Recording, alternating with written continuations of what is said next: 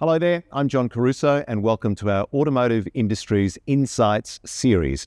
And today we'll be speaking to Brett Mills, a dealer principal with Ken Mills, Toyota, Nambour and Maroochydore. Brett, I still run into people who are not quite sure about the difference in the types of batteries between an EV, a hybrid and a plug-in hybrid.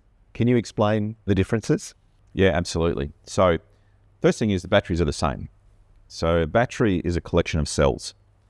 The cells are the same, really, in the Toyota lineup between our full battery electric cars, our plug-in hybrids and hybrids.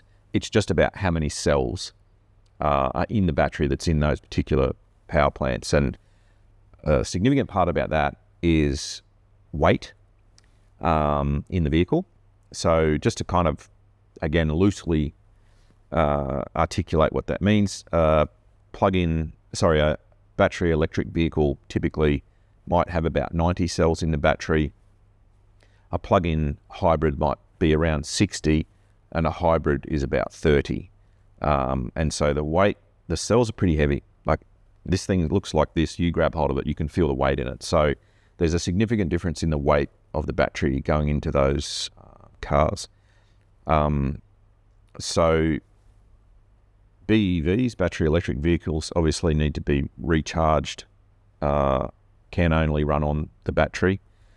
Plug-in hybrids have, generally a relatively small combustion engine and a, reasonable sized battery. So benefit is the engine sort of acts a little bit like a range extender because it will charge the battery. The plug-in hybrids work very well in sort of relatively urban environments because they will sort of dictate what distance and what speed they will run on battery power first. So there's potentially people who have plug-in hybrids who might go for their normal daily commute and the engine may never actually kick up.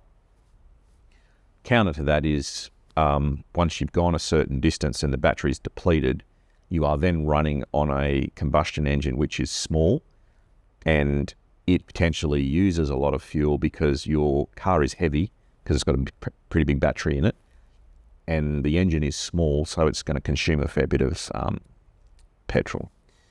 Hybrid, which we're fairly used to in Australia, relatively small battery, relatively common sized. So, our run-of-the-mill hybrid passenger and SUVs may have from a 1.2 to a 1.8 to a 2 litre